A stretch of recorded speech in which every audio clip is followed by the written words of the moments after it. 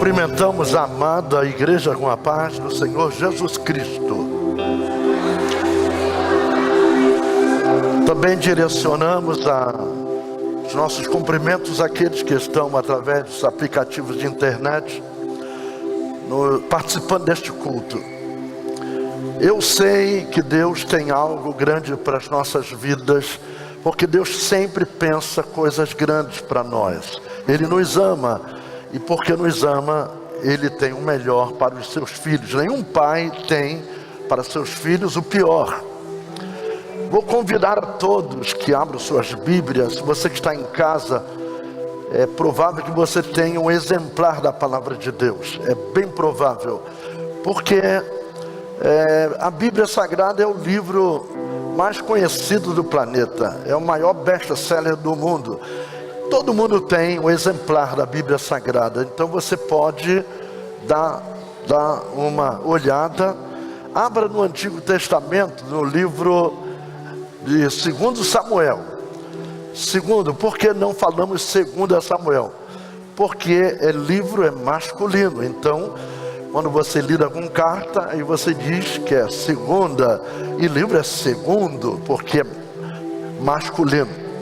2 Samuel, no capítulo 6, versos de 1 a 7, um texto bem conhecido de todos nós. Creio que o tema que foi apresentado hoje aí através do Facebook é um tema bastante chocante. Por que um ministério entra em decadência? Olhando a princípio o texto, parece não encontrarmos uma resposta. Mas é só ter um pouco de paciência, nos ouvir. Eu tenho uma certeza que você vai ficar entendendo. Eu quero pedir ao Timóteo que tire um pouco o eco. Tem muito eco aqui. O som parece que eu estou falando dentro de uma lata de água. Uma lata de 20 litros, está assim ecoando. Tem eco. Cadê o Timóteo para dar uma olhadinha aí? Eu vi que ele está por aqui. Essa hora é a hora que a gente precisa da pessoa para cuidar do som aí. Porque tá ruim demais aqui o meu retorno. Se os irmãos acharam assentados mesmo, 2 Timóteo, capítulo 6, de 1 a 7. Isso, Timóteo, dá uma olhada aí, em nome de Jesus. Me ajuda aí. Vou falar igual da Atena. Me ajuda. A Datema não sabe falar em nome de Jesus. Ele fala, por favor. Mas eu quero falar em nome de Jesus, que diz assim: e tornou Davi a juntar todos os escolhidos de Israel em número de 30.000. Queridos, 30.000 crentes, muita gente. E levantou-se Davi, partiu. Pode diminuir um pouco o retorno, está um pouco alto aqui, está me perturbando, está um pouco alto, melhor aí. E levantou-se Davi, partiu com todo o povo que tinha consigo de Baalá de Judá, para levarem dali para cima a arca de Deus, sobre a qual se invoca o nome do Senhor dos Exércitos, que se assenta entre os querubins. E puseram a arca de Deus em um carro novo, e a levaram da casa de Abinadab, que está em Geba. E Uzá e Aiô, filhos de Abinadab, guiavam o carro novo.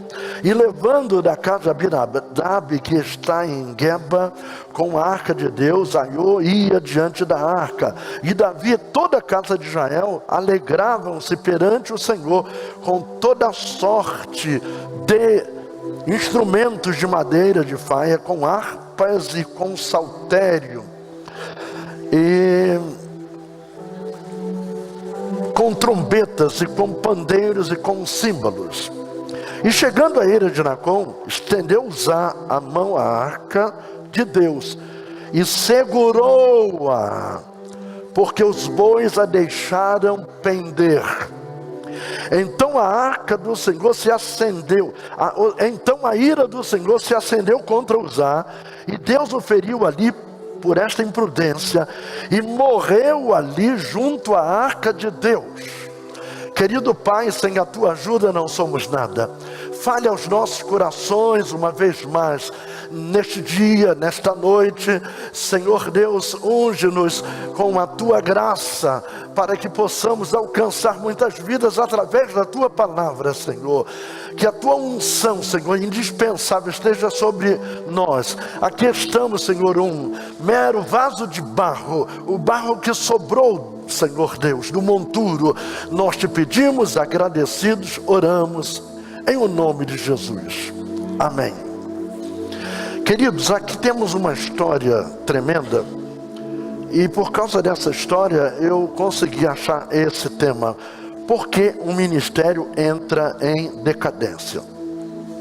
Pois bem, este homem, Uza, ele era um homem envolvido com a obra de Deus, e a arca precisava ser levada para o lugar onde ela nunca deveria ter saído, não na casa de Abinadab, mas ir para a casa do templo. E de repente os bois tropeçaram. Por que isso aconteceu? Por um erro humano. A arca jamais poderia estar sendo levada, puxada por carro de bois. A arca tinha 4 argolas, onde se metia 2 varais, e o obreiro levava no ombro a arca. Ele deveria estar carregando no ombro. A arca não pode estar sobre rodas, não pode estar nunca sobre rodas. A arca pode ser levada no ombro do homem de Deus. Os bois tropeçaram. Uzá, ele em algum momento, ele não tem ciência de que ele está lidando com o sagrado. E quando nós lidamos com o sagrado, temos que ter uma vida, no mínimo, consagrada a Deus. Quando lidamos com o sagrado e não estamos consagrados, nós vamos cair, vamos morrer, vamos afundar. O propósito de Deus para o nosso ministério é que ele seja renovado a cada dia. Cada dia Deus está acrescentando algo no nosso ministério. Se você durar 200 anos de vida e for um ministro de Deus, durante 200 anos, Deus irá acrescentar à tua vida unção, graça, conhecimento. Quando eu olho a segunda carta de Paulo aos Coríntios, no capítulo 4 e número 16, versículo: por isso não desfalecemos, mas ainda que o nosso homem exterior se corrompa, o interior contudo se renova de dia em dia. O Senhor não quer que a bênção dele envelheça na nossa mão. Nas nossas vidas, Deus quer interagir, mas nós precisamos permitir que o Espírito Santo venha sobre nós e nos renove a cada dia com a sua presença. No Salmo 51 e verso 10 diz: cria em mim, ó Deus, um coração puro, e renova em mim um espírito reto. Cria, Senhor, em mim esse espírito novo. Deus é Deus no novo, e Ele quer nos renovar. E o envelhecimento é um processo degenerativo lento. O envelhecimento não chega de repente. Ele vai nos degradando devagar. Quando eu tinha 18 anos de idade, eu lembro dessa idade. Eu lembro quando eu tinha 6 anos, 4 anos de idade, eu me lembro. Até porque a nossa memória recente, ela não dura muito. Memória de 15 dias atrás, talvez você tenha dificuldade numa certa idade. Mas quanto mais você avança em dias, a memória anterior começa a aparecer. Então você começa a lembrar de muitas coisas. Eu me lembro de coisas com 4 anos, com 6 anos. E quando eu tinha 18 anos, eu lembro que eu não tinha nenhuma ruga, nenhumazinha. Podia procurar com uma lupa, não ia achar papinha, não ia achar pé de galinha, não ia achar barriguinha, não ia achar nada. Olhava no espelho e não tinha nada. Hoje, quando eu olho, eu vejo a marca do tempo, as marcas que o tempo nos traz. Todavia, eu não adquiri essas rugas de um dia para o outro.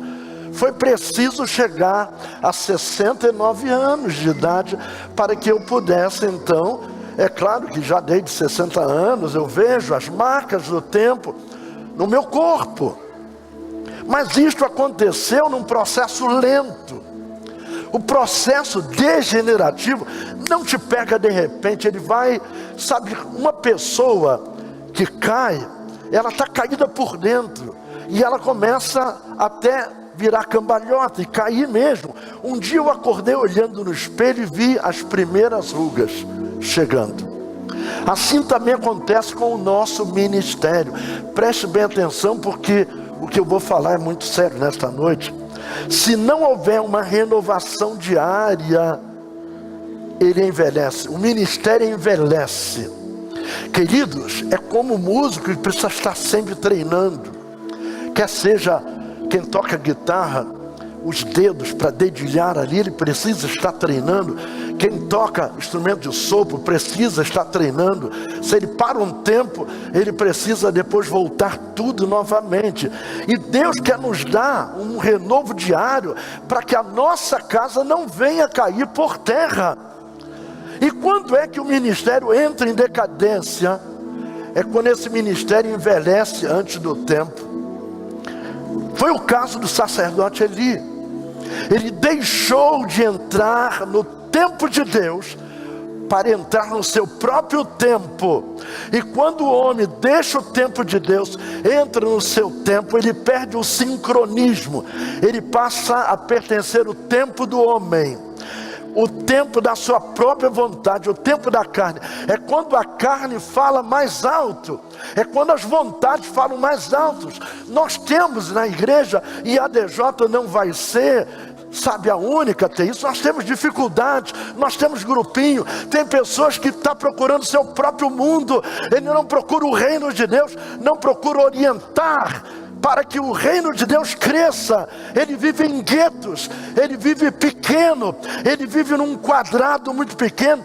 Ele está a ponto de cair a qualquer momento, porque ele está defendendo a si mesmo, o seu quinhão, não está olhando o reino como um todo. Tempo do homem, tempo da própria vontade, tempo da carne. Quais são então as principais causas de uma queda? As principais causas que levam o ministério a se degenerar, a quedar, a cair. Primeiro, no caso do sacerdote Eli, a primeira coisa que aconteceu, ele perdeu o governo da sua própria casa. Quando o homem perde o governo da sua própria casa, não tem mais controle sobre o seu cônjuge, não tem mais o controle sobre os seus filhos, não tem mais o controle debaixo do teto da sua casa. E a Bíblia diz, 1 Samuel no capítulo 2, verso 12, eram porém os filhos de Eli, filhos de Belial, não conheciam ao Senhor. Queridos, imagine uma coisa. A palavra conhecer na Bíblia, ela fala ou indica intimidade. Ou seja, está ligado à relação sexual, da intimidade. E conheceu a sua mulher e ela concebeu. O que é não conhecer ao Senhor? Será que ele nunca ouviu falar de Deus, os filhos de Eli? Não se pode admitir que o sacerdote Eli, aliás, sumo sacerdote, nunca tivesse falado aos seus filhos acerca de Deus de Israel. Não se pode conceber uma coisa dessa. Porque com 96 anos de idade, Eli já andava na casa do Senhor por 56 anos. Quando ele atingiu 96, ele já andava na casa do Senhor por 56. Eu fico observando, só como juiz e sacerdote, Eli teve no mínimo 40 anos na atividade. Só como juiz e sacerdote, no mínimo 40 anos. E como pode, nunca falou, porque filho de Belial é filho do diabo. Quer dizer, o filho de um sacerdote é filho do diabo. No Antigo Testamento, o sacerdócio era transmissível de pai para filho. Os filhos de Eli eram aspirantes ao cargo sacerdotal.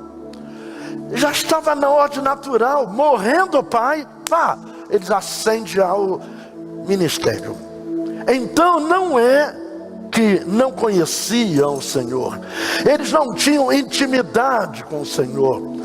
Aliás, devido à velhice do pai, ele já ocupava o cargo, pode ter a certeza disso. O pai estava lá num cantinho, mas ele já estava com a batuta na mão, eles já estavam ali no controle.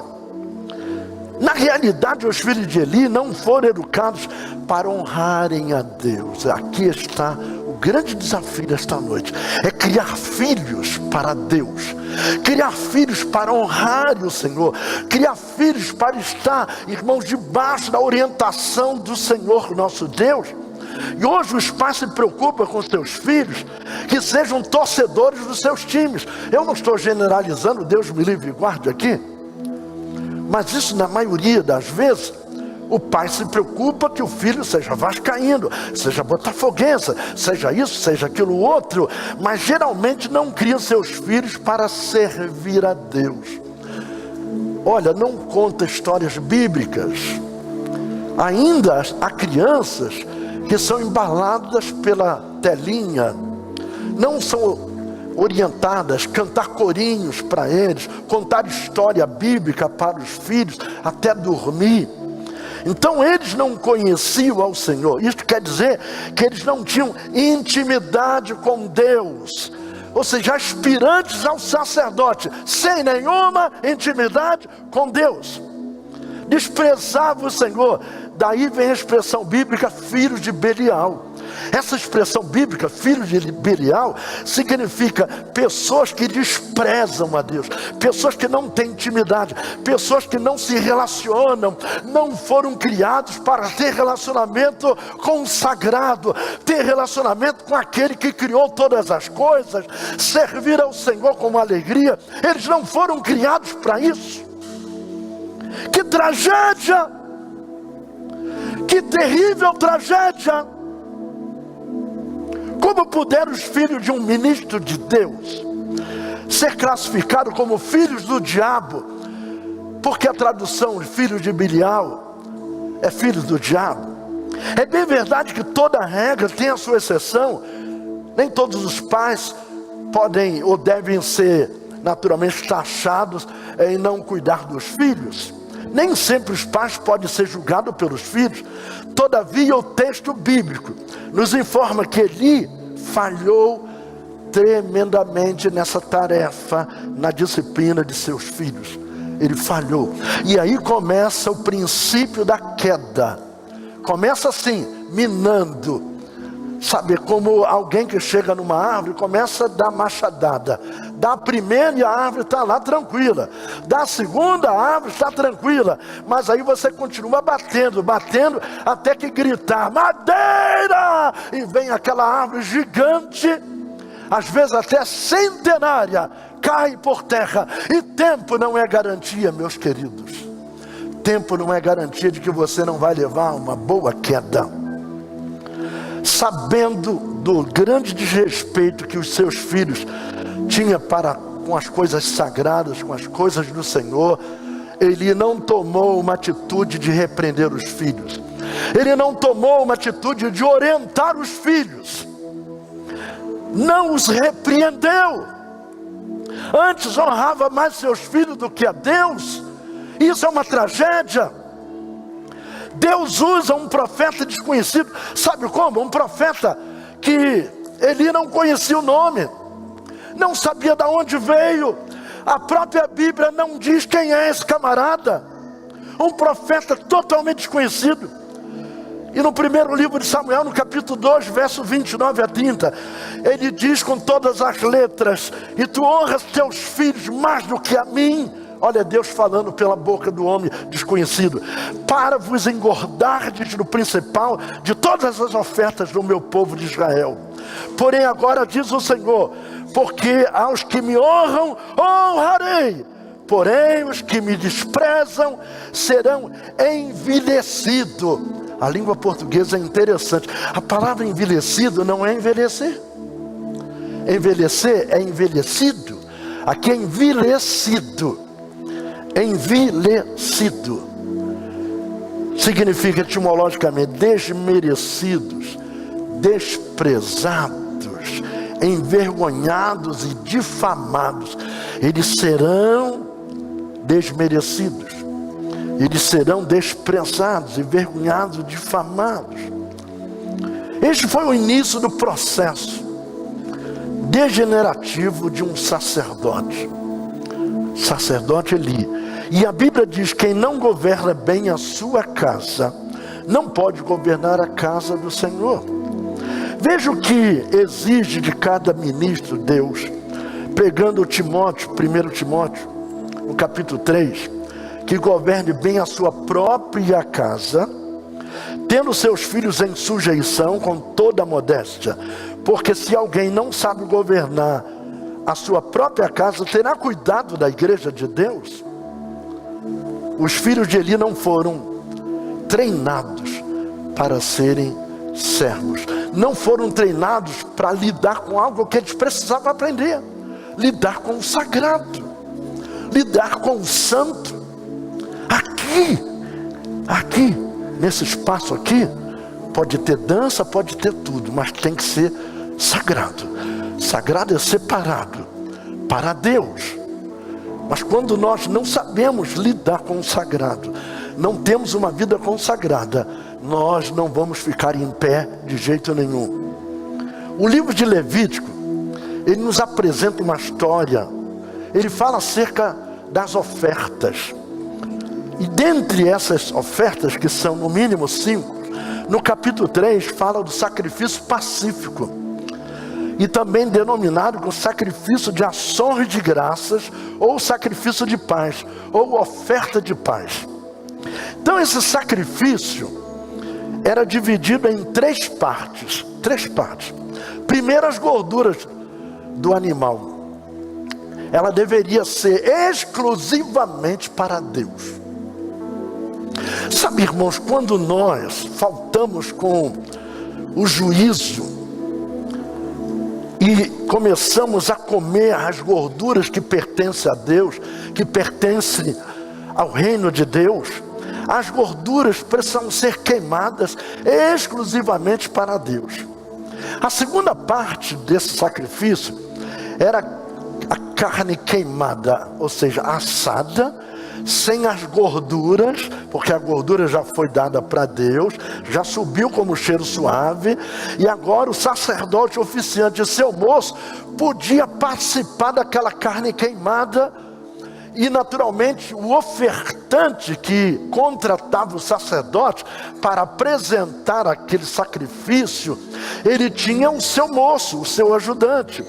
E o ofertante, ele tinha quantas pessoas ele quisesse levar para participar. Um tipo da ceia do Senhor, que nós comemos o pão, que simboliza o corpo, e tomamos o vinho, que simboliza o sangue de Jesus Cristo. Então essa carne assada sem gordura era para o ofertante e seus convidados. No sacrifício pacífico, o sacerdote podia tirar do altar carne queimada. Essa carne queimada não é uma carne imprestável, ou seja, queimada a gordura. Era uma carne assada sem nenhuma gordura.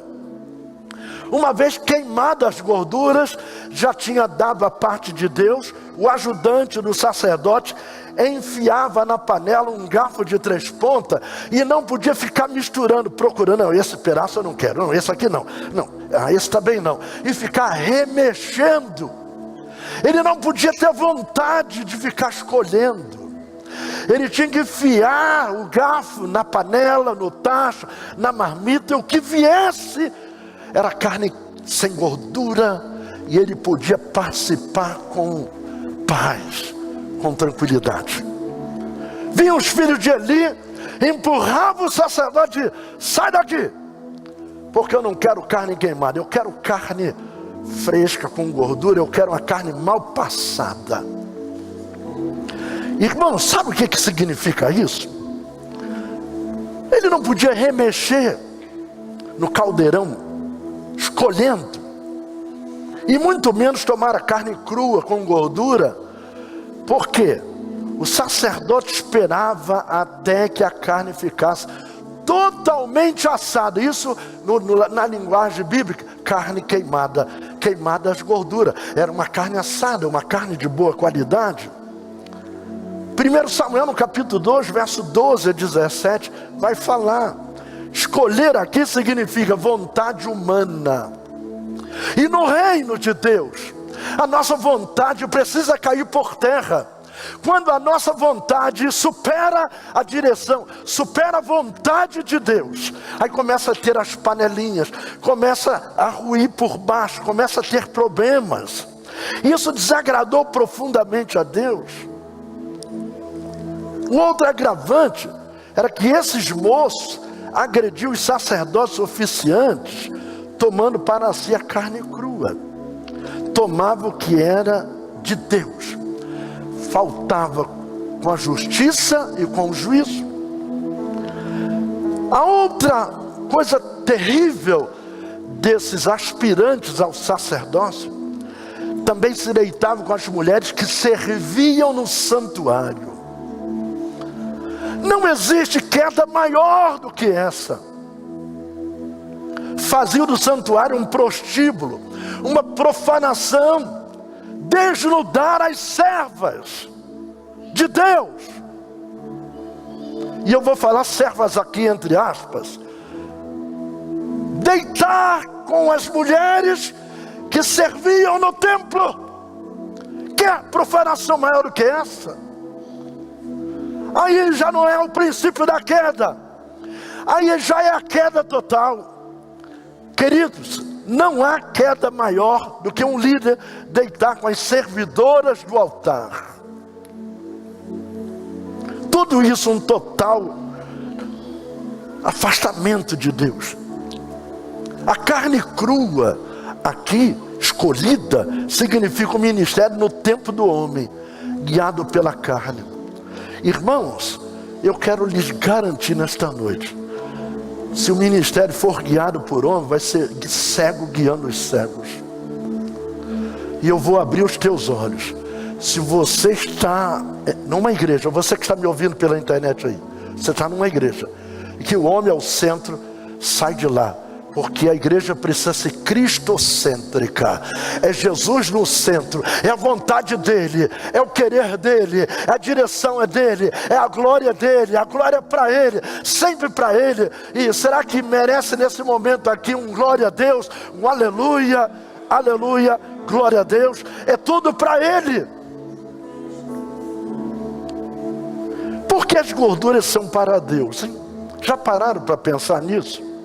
Em Levítico, lá no capítulo 3, vai dizer, no versículo 4, então ambos os rins e a gordura que está sobre eles.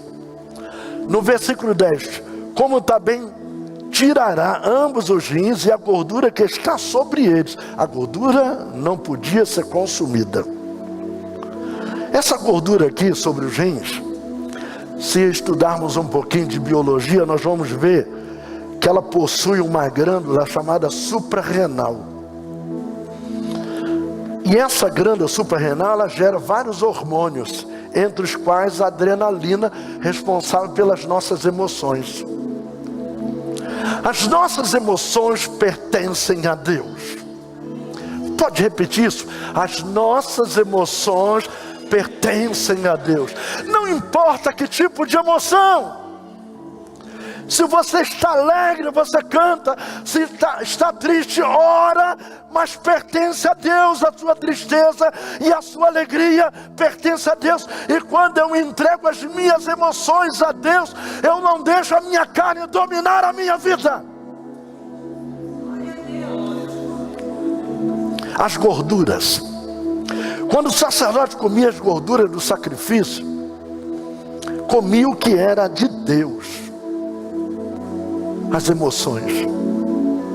Eu não posso dominar as minhas emoções. Eu posso entregá-las na mão de Deus. Comer as gorduras aí é faltar com a justiça e faltar com o juízo. O conceito mais elementar de justiça é dar direito a quem tem direito, e Deus é o dono do direito. E juízo é fazer justiça. Vejam bem, tudo tem limite. Graças a Deus que o limite da graça e a justiça, nós vamos encontrar Deus quando nós nos entregamos em suas mãos. E Deus rejeitou o sacerdócio de Eli depois de 40 anos de ministério como juiz, sacerdote. 56 anos ele andava já pela casa de Deus, mas no ofício sumo sacerdotal 40 anos.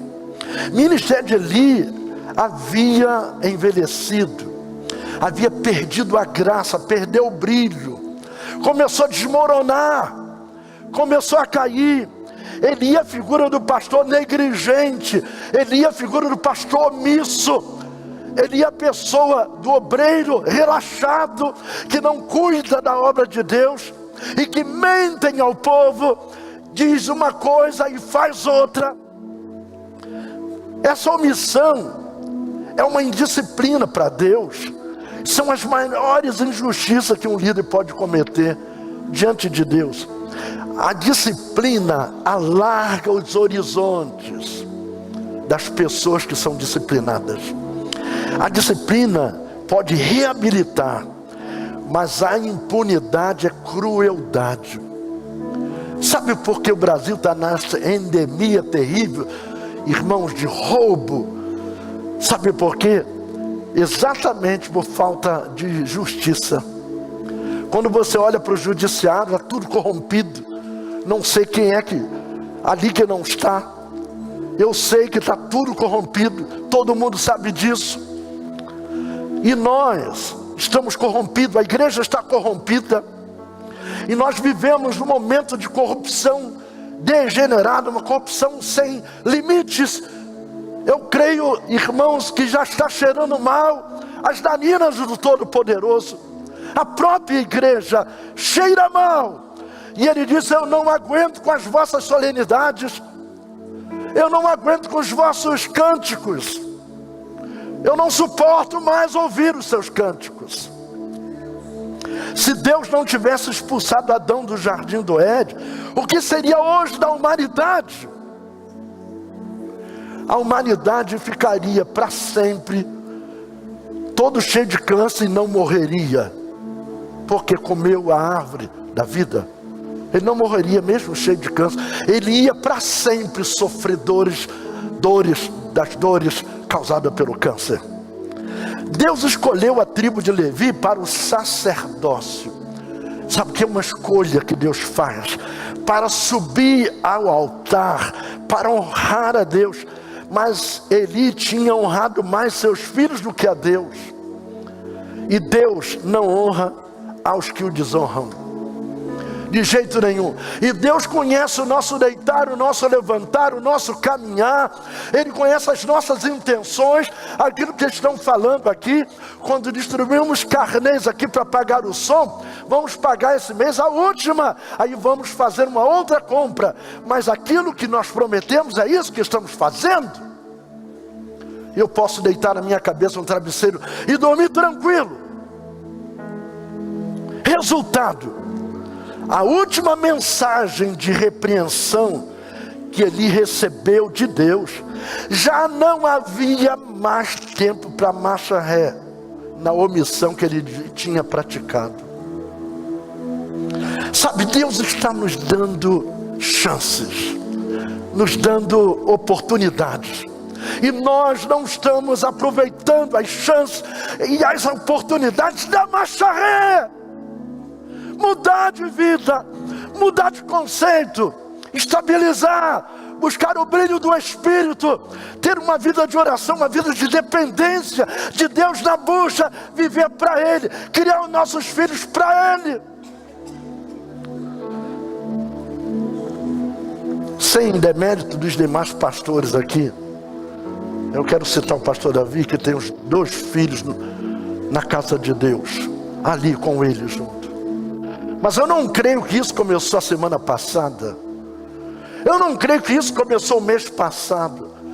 Eu creio que desde o ventre ali, essas crianças já foram apresentadas a Deus, foram consagradas a Deus. Cada dia da vida do Tiago e do Júnior foram dias que Davi e Marta disseram: quem é Jesus?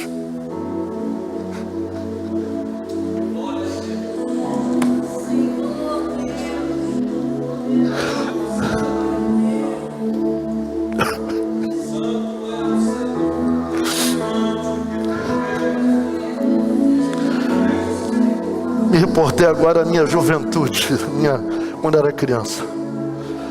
Aquela trempe do fogão de lenha, um bule de 5 litros ou mais, cheio de café e pão duro. Só tinha pão duro e café sem leite.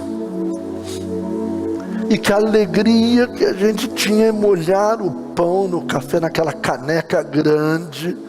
A padaria mandava pão duro lá para casa. E eu molhava no pão, molhava no café. Mas não podia tomar aquele café mesmo ali pronto para ser degustado, nem comer aquele pão antes que meu pai pegasse a Bíblia e lesse um texto da Bíblia Sagrada. Depois ele dizia: Isaías, ora aí. E eu abaixava a cabeça e orava. Miriam, cante um hino.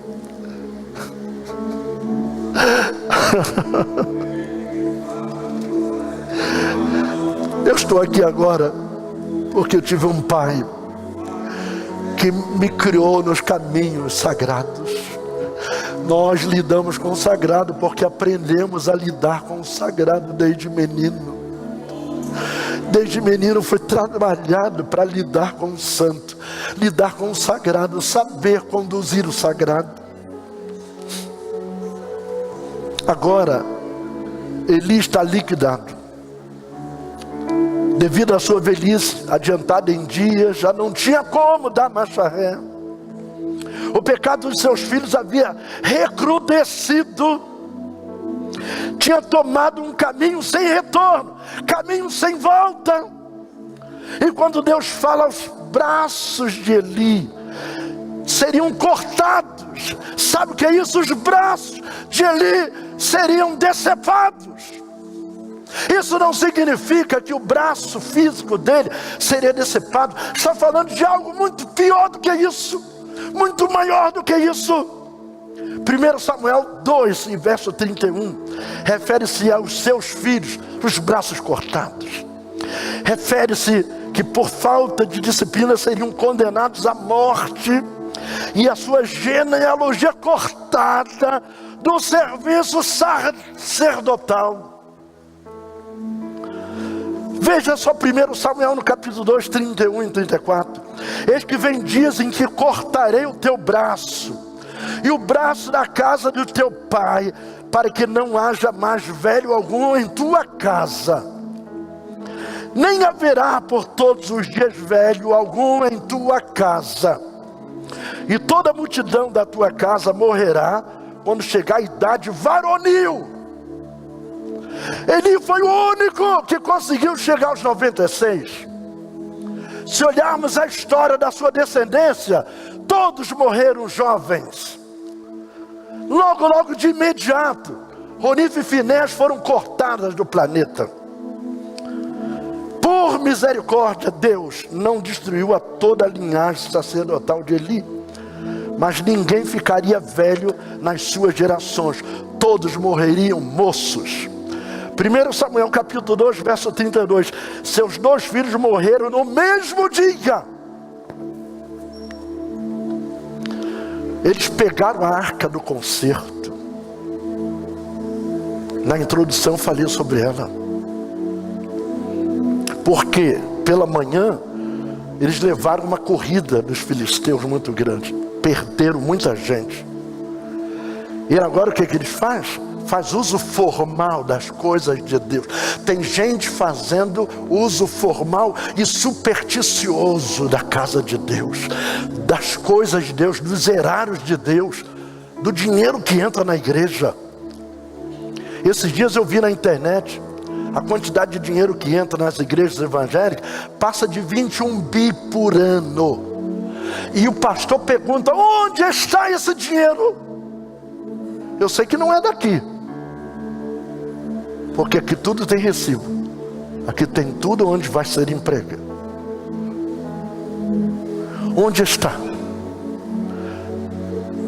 Eles pegam a arca e vai enfrentar os filisteus. Quando os filisteus vê Ronif e Finéias com uma arca, temeram. Mas logo criaram coragem, matou os caras que carregavam a arca. Eles caíram por terra e mataram mais 34 mil israelitas. Tombaram nessa peleja. Um homem da tribo de Levi, se eu não estou enganado, ele sobrevive ao massacre, todo cheio de sangue, rolou pela terra e a terra grudou no sangue. Ele estava todo ensanguentado e grudado de terra. Ele consegue, com muitas lutas, chegar até onde estava Eli, lá em Siló. Ele estava balançando numa cadeira de balanço. Quando aquele homem chega, na verdade Eli estava cego. Olha só que coisa, cego. A primeira titularidade de cegueira é quando o homem de Deus fica cego para as coisas de Deus. Ele não consegue enxergar a vontade de Deus, o direcionamento. Deus está dizendo: você tomar a direita, você vai para a esquerda, porque está cego. Cego pela carne, cego pelas paixões, pelos sentimentos, cego pelo dinheiro. E sabe o que acontece? É o ventre, é a força do ventre. O dinheiro é para o ventre. Ele não vê o homem chegar, mas o homem chega porque foi um sobrevivente e diz: Eli, vim trazer a notícia, 34 mil morreram. E Eli está balançando e suportou essa notícia. Essa notícia não foi forte o suficiente para derrubar Eli. Aí ele fala: os teus 2 filhos morreram. Isso ainda não foi suficiente para derrubar Eli, até porque Eli já estava derrubado. Ato contínuo, a parteira vai atender o filho do falecido que morreu lá. E ela, antes de morrer, ao dar a luz, ela se agarra a parteira e fala: e acabou. O que é? A glória de Deus foi retirada de Israel. Sabe o que significa o símbolo de Deus? Quando um guerreiro vencia uma guerra, vencia uma nação, ele pegava a bandeira dessa nação e pegava os símbolos religiosos para dizer: olha aqui, ó, eu venci, eu superei. O homem falou: 34 morreram. E ele está ali se balançando. Os teus 2 filhos morreram. Ele está ali se balançando. Ele soube de uma notícia provável que a sua nora havia falecido e que lhe deu netos com o nome de Acabou. Foi-se a glória de Deus. Mas quando aquele homem traz a notícia: Eli, a arca foi roubada, ele cai para trás, quebra o pescoço e morre. Irmãos, o pescoço é o elo de ligação entre a cabeça e o corpo. Quando a cabeça não tem mais comando do corpo, é porque o pescoço está quebrado. O que é a igreja de pescoço quebrado? É a igreja que o Senhor não é Deus. Igreja de pescoço quebrado é que Deus não consegue falar, quem fala é o homem. Deus não fala mais, porque o pescoço está partido. A medula cervical já foi, não passa comando nenhum. Quando eu digo a mão direita fecha, abre, fecha, é a minha cabeça comandando o meu corpo. Esquerda, direita, é a minha cabeça que está comandando. Mas quando o pescoço é quebrado, já não há mais comando da cabeça. E Jesus é a cabeça da igreja. Quando o pescoço quebra, Jesus já não tem mais o comando desse corpo.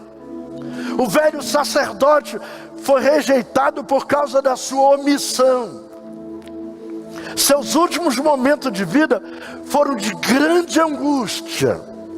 O pecado dos filhos de Eli foram tríplices: contra Deus, contra o templo e contra o povo. Menosprezaram o sacrifício da propiciação, não deram valor. Ele era um sacerdote deitado e cego. Samuel é a figura do novo. Sabe, queridos, presta atenção que você está me vendo pela internet. Deus nunca perde uma batalha. Quando o homem o despreza, Deus levanta o outro. Deus levanta muitos outros. Enquanto um dia Eli chega no templo e encontra uma mulher chamada Ana chorando. Sabe o que ela queria? Queria um filho. Eli, naquele momento, que estava completamente distante da graça, ele olha e diz: como é que você pode uma hora dessa estar embriagada, estar bêbada, alcoolizada uma hora dessa? E aquela mulher totalmente sóbria, Ana: não, meu Senhor, eu não estou alcoolizada, eu não estou embriagada, eu estou chorando a presença de Deus, porque eu estou pedindo a Ele algo. E aí, sabe o que me lembra? Eu faço um paralelo, quando no Novo Testamento, quando Jesus começa a batizar com o Espírito Santo, e veio aquele povo dizendo: estão todos embriagados, chamando alguém que está sendo batizado com o Espírito Santo, alguém na presença de Deus de alcoolizado. Eli estava exatamente igual. Falou para Ana. Só que Deus coloca um novo sacerdote no ventre de Ana, atendendo a súplica. Ela prostrada, falava só com a sua boca, não saía som, apenas falava sem sair som, falava com Deus, falava com Deus, falava com Deus. E Eli ainda profetizou para ela. Quando percebeu que ela não estava embriagada, ele disse: aquilo que você está pedindo, Deus vai te dar. Agora Samuel começa a crescer. Ana tinha feito um propósito, que assim que ele fosse desmamado, ela daria ao Senhor para sempre, levaria para a casa de Deus. E assim ela fez. Quando desmamou, ela pega o Samuelzinho e entrega na mão do sacerdote Eli. Quando é uma certa noite, o menino já era meio adolescente. Hoje eu estava conversando com o Pedrinho aqui, Dudu. E eu não, hein, Dudu? Estava conversando com o Pedrinho ainda há pouco, né? Ele falou do dente. Pastor, o negócio é o seguinte: o dente era grande. Eu quis chorar, mas eu engoli o choro, fiquei calado. Eu dei um grito sim, porque era um dente assim, grande assim, né? Eu imagino Samuelzinho na casa de Eli. E ele escuta uma voz. Quando Deus se alongou do povo, Deus já não falava mais com o povo. É um período interbíblico em que Deus levou 400 anos sem falar. Sabe o que é isso? Sem profecia. Deus não falava. Então isso seria um absurdo. Deus está falando quando não falava. Ninguém mais aguardava a fala de Deus.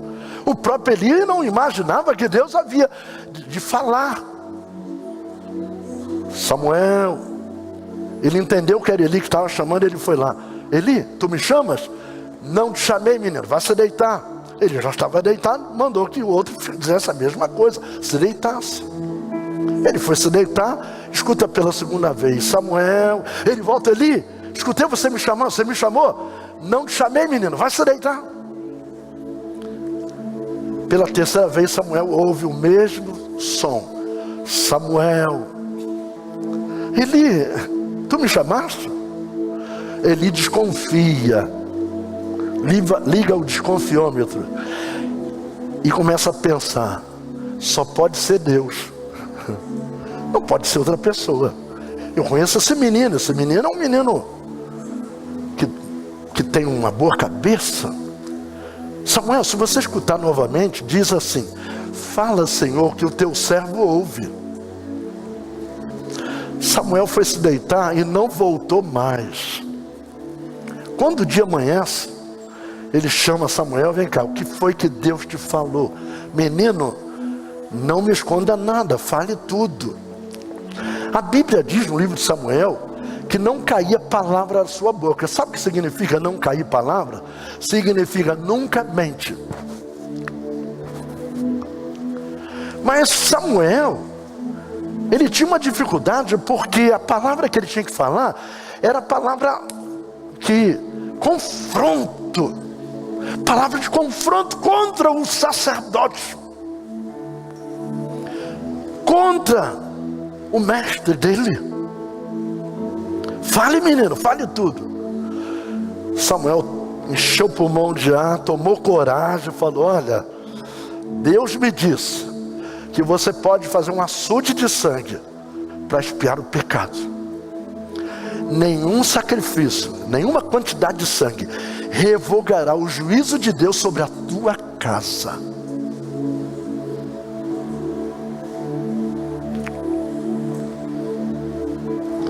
Quer saber mais dessa mensagem? Isso significa que estava afastado de seu povo por causa das suas transgressões. Deus se afastou do povo por causa das transgressões do povo. Dificilmente se ouvia dizer, o Senhor falou. Hein? O que você está falando? O Senhor falou. Hoje as pessoas falam demais. Deus está dizendo que não falou. Uma das piores coisas, eu tenho o maior medo de falar algo para alguém que Deus não me mandou falar. Eu fico pensando aqui, eu vejo isso muito na internet. Olha, esse pastor aí é tremendo, ele te diz o teu CPF, ele te diz coisas íntimas. E eu fico pensando assim, o que Deus ganha em que alguém fale o meu CPF? Hein? Por quê? Claro, irmãos, que isso é cambalacho. Isso é fácil de descobrir e depois vai lá e vai confirmar a profecia através. Eu vi um caso, camarada no tempo do Orkut, ele ia para uma cidade, antes de ir ele levantava a vida de todo mundo, o desejo de todo mundo, cutucava com um pseudônimo e um nome diferente, e ele, quando chegava no dia lá na hora, ele falava, você aí de vermelho, você aí, você tem vontade de ter isso, aquilo outro, não tem? E fala Jesus, fala, epa, eu estou sentindo, ele está aqui, ele, olha, você mora numa casa, é o número 35, né, a sua casa, eu vou te dizer o nome da rua, eu estou sentindo, Senhor, fala, Senhor, eu estou ouvindo, eu estou entendendo, Senhor, eu estou entendendo, Senhor, eu estou entendendo, aí vai a multidão atrás do cara. Depois, no dia seguinte, um mês depois, quando o povo descobre, o tombo é grande. Quando descobre, não se conhece nenhum profeta dessa época.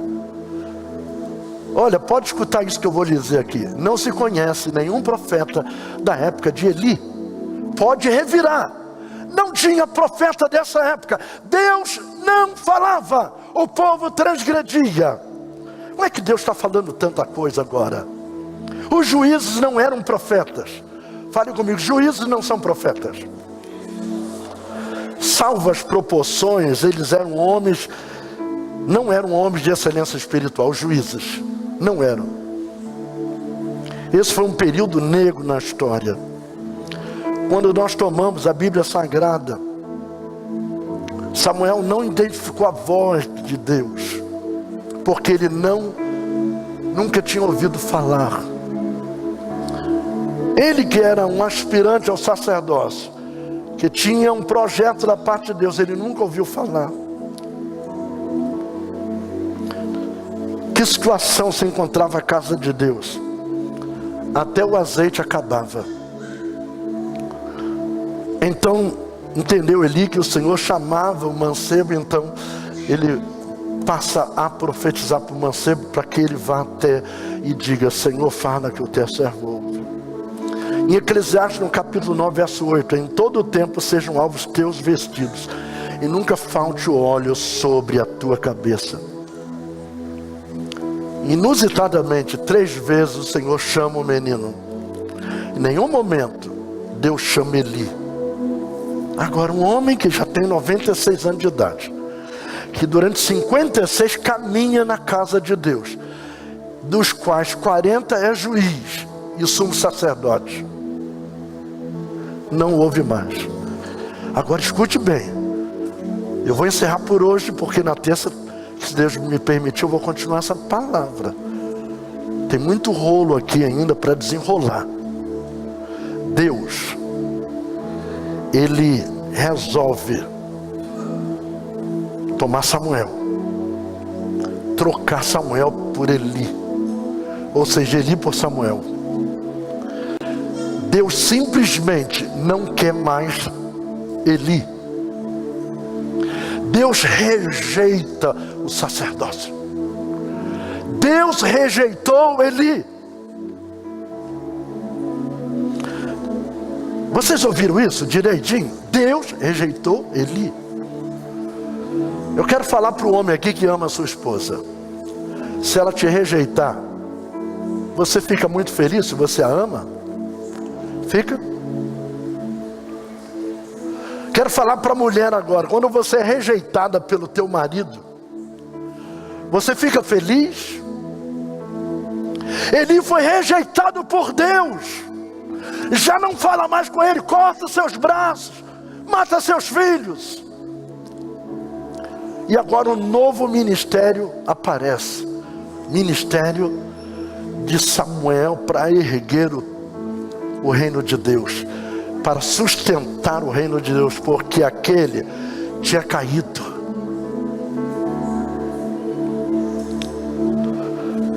Esse não é um tipo de mensagem que você pode pregar com muita tranquilidade.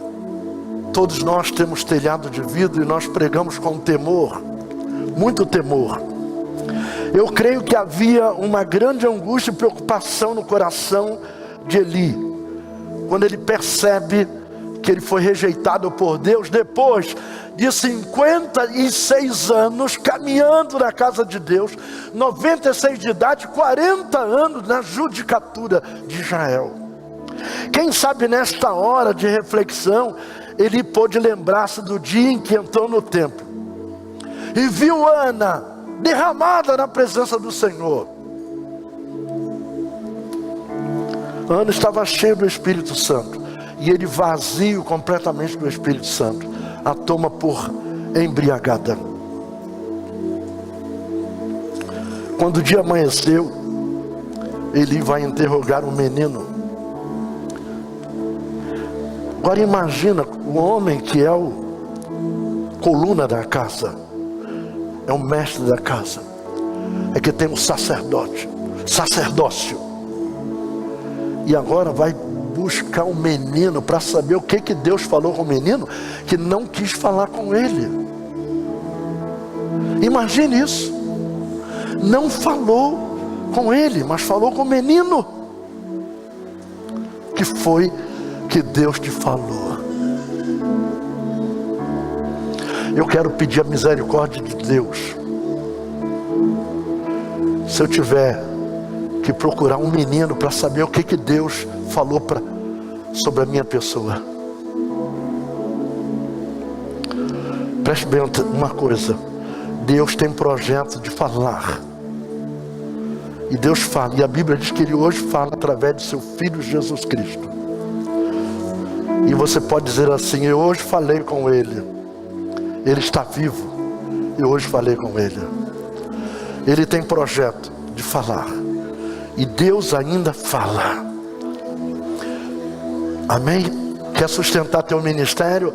Sustente da coluna do homem da Galileia, do homem de branco que está passeando nesse lugar. É Ele, o Senhor, o nosso sustentador, o nosso benfeitor. Não vamos permitir. Eu tenho orado a Deus e tenho falado: Senhor, quando chegar a hora de eu passar o rebanho, passar o cajado, passar a vara, que seja, Senhor, com a minha mente tranquila, que eu possa estar de pé e não caído. Deus tenha misericórdia de mim, para que eu possa cumprir o mandado de Deus, cumprir o meu ministério até aquele dia, para passar o cajado com a igreja caminhando. É por isso que eu coloco lencinho, coloco uma gravata, me ajeito para mostrar para o povo a nossa seriedade. E nós temos um propósito da parte de Deus. E você que está me ouvindo aí, começa a nos ajudar, começa a transmitir, começa a compartilhar essa palavra. Eu quero chamar os pastores aqui agora. E enquanto isso, você vai anotar o teu pedido de oração. Quero chamar os pastores aqui à frente. Nós vamos clamar por você. Clamar, pedir ao Senhor que venha de encontro à tua necessidade. Vem os pastores, presbíteros da igreja, venham para cá agora. Nós vamos estar clamando a Deus, vamos estar suplicando a Deus nessa hora, que o Senhor venha derramar da sua graça, derramar do seu Espírito.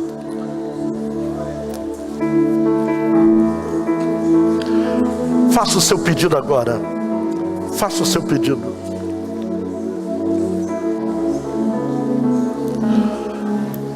Nesse momento há pessoas doentes e tem uma doença que não é a doença da carne, mas a doença da alma. Essa é a pior que tem. Sabe por quê? Nenhum médico sabe identificar a doença da alma. Você vai lá no médico e ele diz assim: ó, você não tem nada no pulmão. Respira, não tem nada no pulmão. Tua pressão arterial está boa. A tua glicose está boa, você não tem nada. Mas você sabe que tem alguma coisa e você não sabe o que é. E o médico não sabe o que é. Sabe o que é? Doença na alma.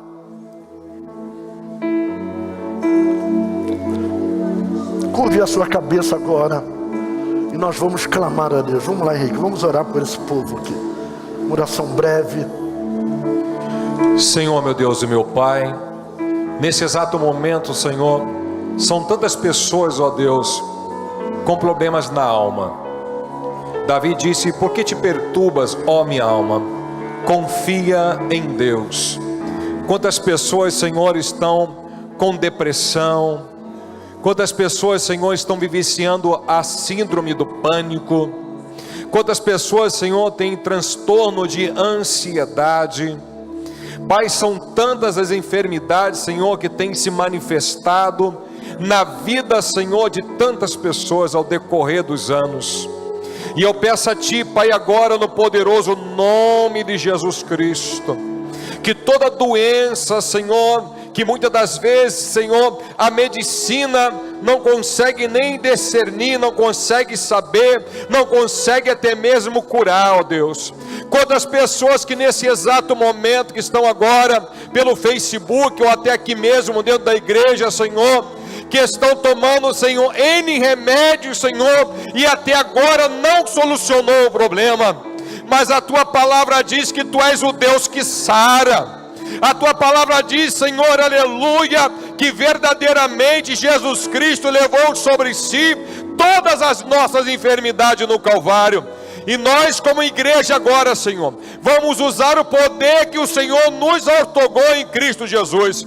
E damos agora uma ordem, Pai, em nome de Jesus. Seja você agora curado, seja você livre agora de todo mal, em nome de Jesus. Ser curado em nome de Jesus.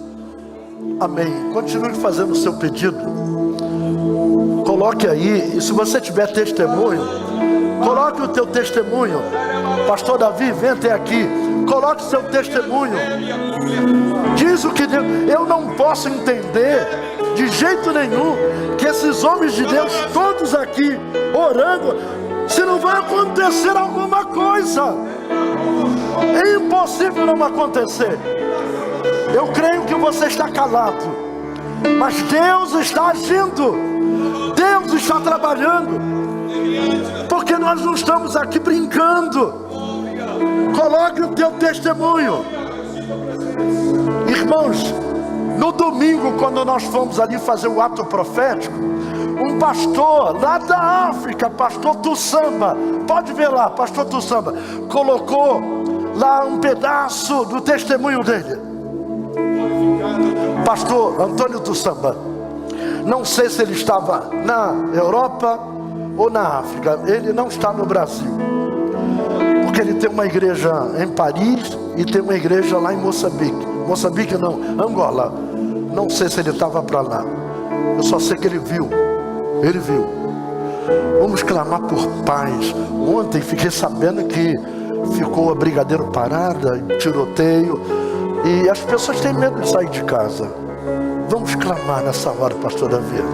Querido Senhor, é no nome santo do Senhor Jesus Cristo, nos dirigimos a Ti, Deus amado, crendo a Tua palavra. Diz, ó Senhor Deus, Samuel, Senhor Deus, veio a existir como fruto de uma promessa, Senhor Deus.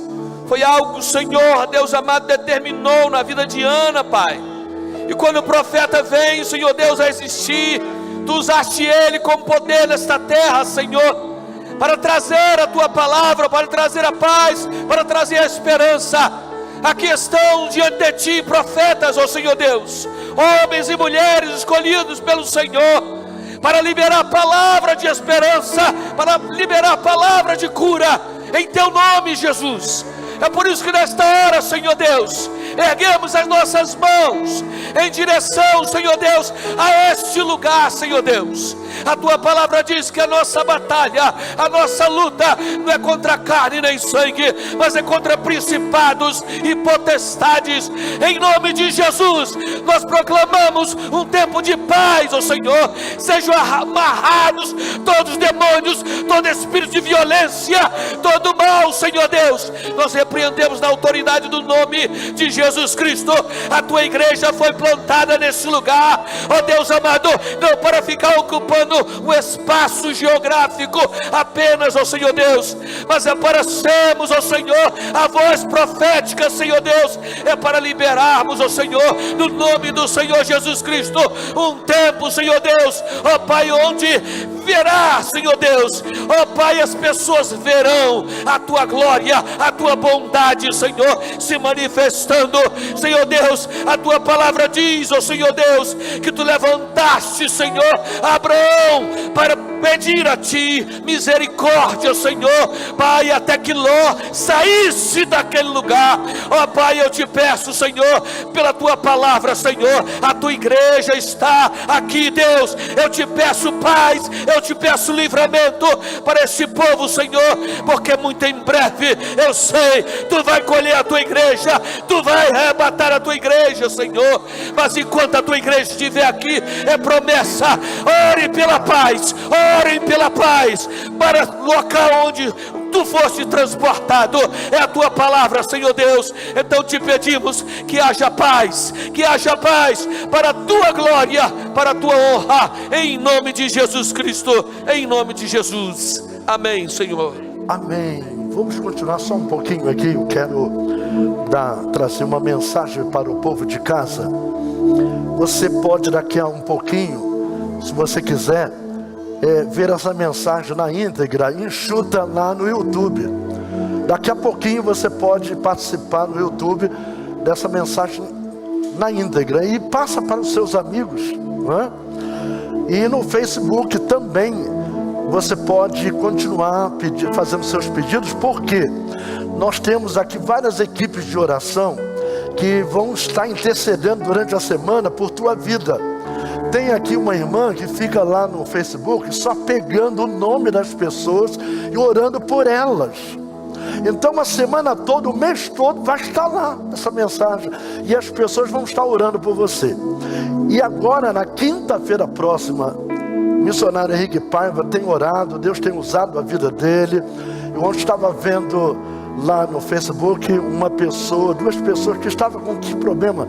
Que foram... As duas eram surdas de nascença. Então era o quê? Como é que é? Eu estive pregando na ADVEC de Vila dos Teres, e lá tinha duas surdas de nascença. E para a glória de Deus, após fazer a oração da fé, em nome de Jesus Cristo, as duas passaram a ouvir na hora, em nome de Jesus. Irmãos, Deus não mudou. O homem muda, mas Deus não mudou. Então na quinta-feira, você pode vir para cá ou assistir através dos aplicativos de internet. É um culto do milagre aqui com nosso irmão Henrique Paiva, amém? Que Deus assim possa grandemente continuar nos abençoando, em o nome por amor de Jesus Cristo, amém.